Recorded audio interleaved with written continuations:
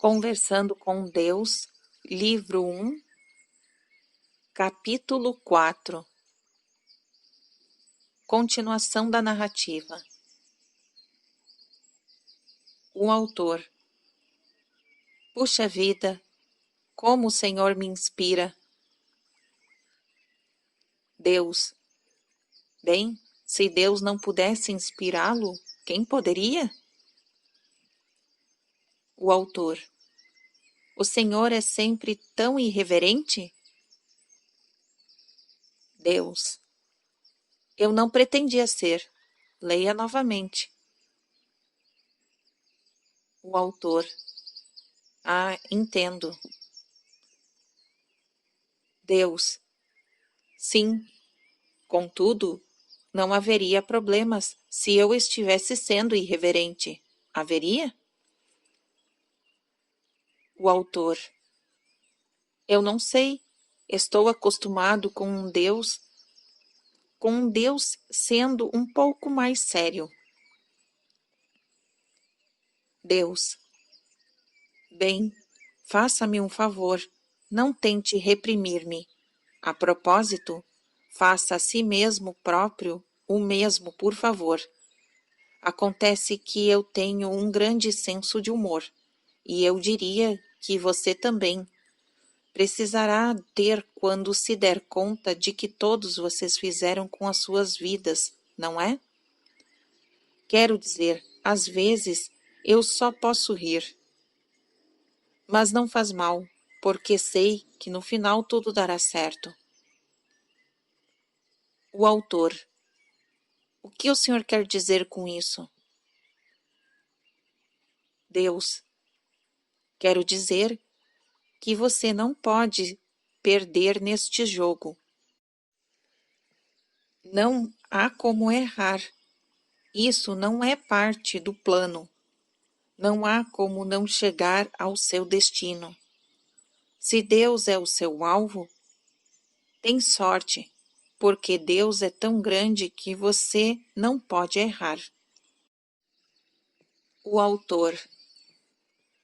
Esse é o nosso grande medo, de que por alguma razão possamos errar e nunca ver o Senhor, de estar com o Senhor.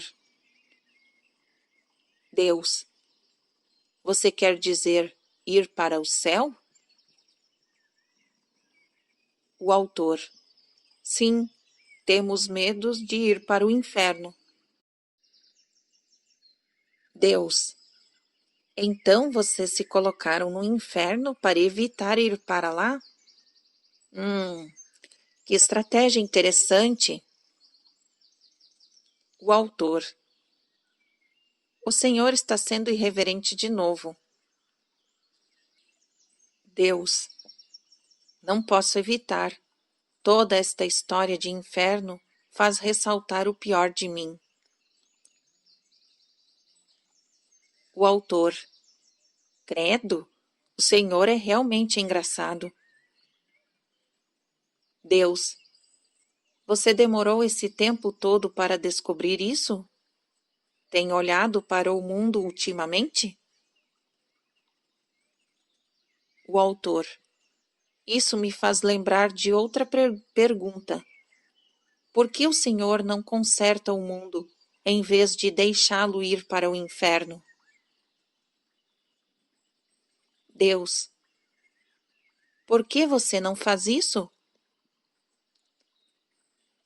O autor. Eu não tenho esse poder. Deus. Isso é besteira. Você tem o poder e a capacidade de acabar agora mesmo com toda a fome e as doenças do mundo. E se eu lhe dissesse que os seus próprios médicos impedem as curas, recusando-se a aprovar tratamentos alternativos porque estes ameaçam a própria estrutura de sua profissão? E se eu lhe dissesse que os governantes do mundo não querem acabar com a fome mundial? Você acreditaria em mim? O autor. Tenho me preocupado muito com isso. Sei que essa é a opinião popular, mas não posso acreditar que seja verdade. Nenhum médico deseja impedir uma cura. Nenhum homem deseja ver o seu povo morrer. Deus. É verdade. Nenhum médico ou homem em particular, mas a medicina e a política foram institucionalizadas e são as instituições que se opõem a estas coisas, às vezes de modo muito sutil, até mesmo inconsciente, mas inevitavelmente, porque para elas isso é uma questão de sobrevivência. E então, para lhe dar apenas um exemplo muito simples e óbvio, os médicos ocidentais negam as curas realizadas pelos médicos orientais, porque admitir certos tratamentos alternativos seria abalar os alicerces de suas instituições. Isso não é malévolo, mas é insidioso. Os médicos não o fazem por mal, mas sim porque têm medo. Todo ataque é um pedido de ajuda. O autor. O Senhor tem uma resposta para tudo. Deus. O que me faz lembrar que apenas começamos a responder às suas perguntas. Estávamos discutindo como fazer a sua vida melhorar. Eu falava sobre o processo de criação. O autor. Desculpe, eu o interrompi. Deus. Sim, mas vamos continuar, porque não quero perder o fio da meada de algo que é muito importante. A vida é uma criação, não uma descoberta. Você não vive cada dia para descobrir o que ele lhe trará, mas sim para criá-lo.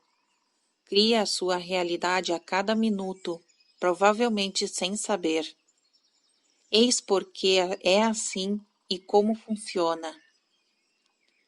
Número 1. Eu o criei à minha imagem e semelhança. Número 2. Deus é o Criador. Número 3. Você é 3 em 1. Pode dar a esses 3 aspectos do ser o nome que quiser. Pai, Filho e Espírito Santo, mente, corpo e espírito, superconsciente, consciente e subconsciente. Número 4. A criação é um processo que se origina dessas 3 partes suas. Em outras palavras, você cria em 3 níveis. Os instrumentos de criação são pensamento, palavra e ato. Número 5. Toda a criação começa com o pensamento, origina-se do Pai. Toda a criação, então, passa para a palavra. Peças e serás atendido. Toda a criação é realizada com o ato. E o Verbo se fez carne e habitou entre nós. Número 6. Aquilo que você pensa, mas nunca expressa em palavras, cria em um nível. Aquilo que você pensa e expressa em palavras, cria em outro nível.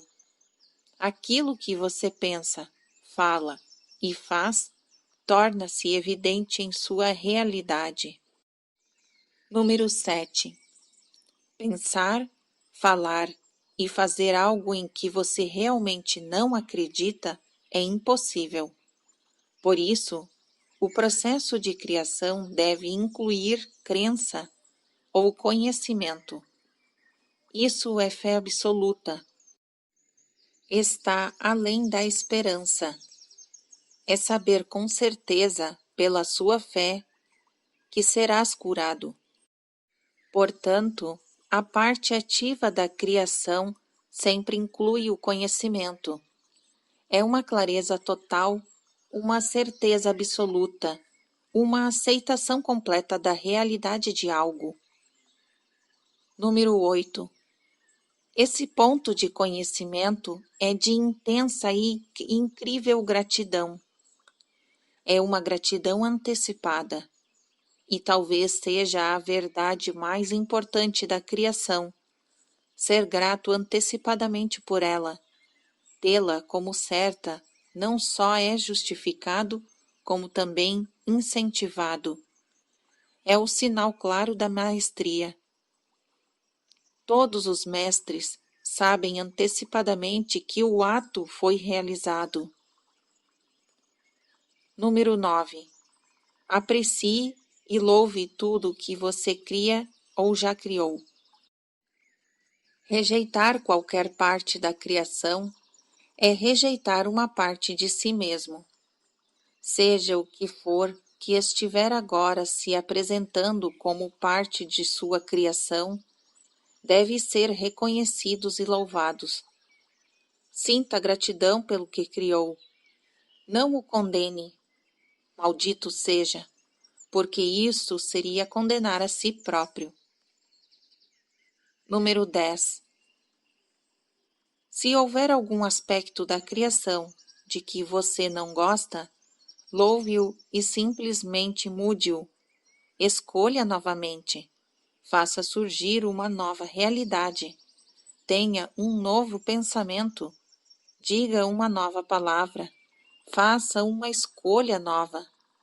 Faça-a magnificamente. E o restante do mundo o seguirá. Peça isso. Diga: eu sou a vida e o caminho. Siga-me. É dessa forma que se manifesta a vontade de Deus, na terra como no céu. O autor.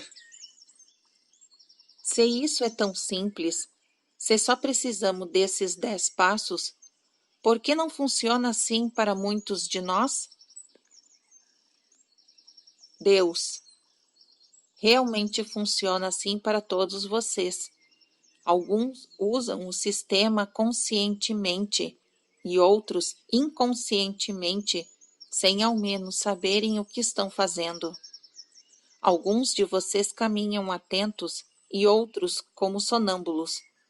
Contudo, todos vocês criam a sua realidade, criam, não a descobrem, usando o poder que eu lhes dei e o processo que acabei de descrever.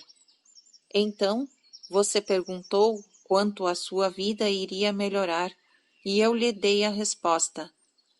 Você faz a sua vida melhorar antes de tudo, pensando muito sobre ela. Pense no que quer ser, fazer e ter.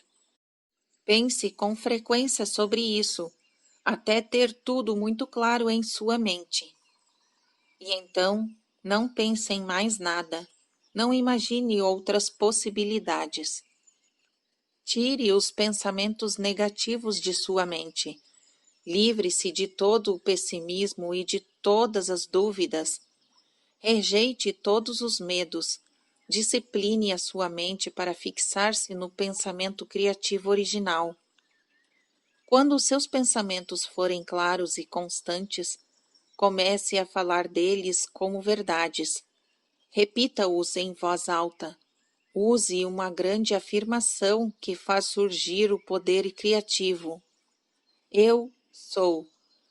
Diga isso para as outras pessoas. Eu sou é a afirmação criativa mais forte do universo. Tudo o que você pensa ou diz depois das palavras eu sou o faz ter estas experiências.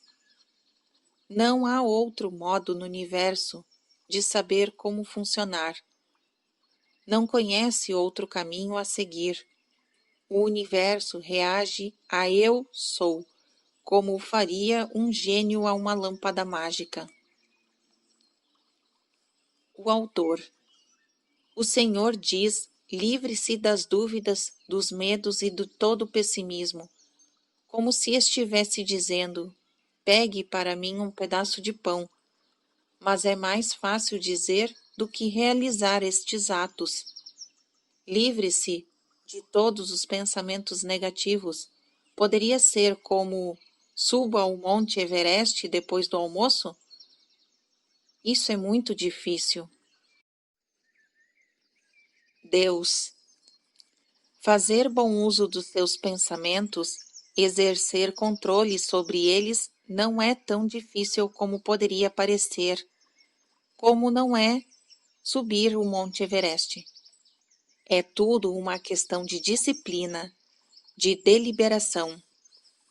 O primeiro passo é aprender a examinar os seus pensamentos, pensar sobre o que está pensando.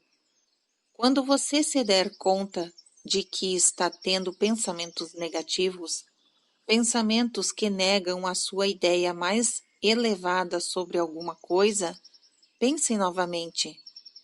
Quero que faça isso literalmente. Se você pensar que está deprimido, em apuros, e não puder advir nada de bom disso, pense novamente. Se pensar que o mundo é um lugar ruim, cheio de situações ruins, pense novamente. Se achar que a sua vida está sendo perdida e tiver a impressão de que nunca poderá recuperá-la, pense novamente. Você pode aprender a fazer isso. Veja como aprendeu bem a não fazê-lo. O autor. Obrigado. Nunca me descreveram esse processo tão claramente. Eu gostaria que fosse tão fácil fazer isso quanto dizer, mas pelo menos acho que agora entendo. Deus. Bem, se precisar de alguma recapitulação, temos várias vidas.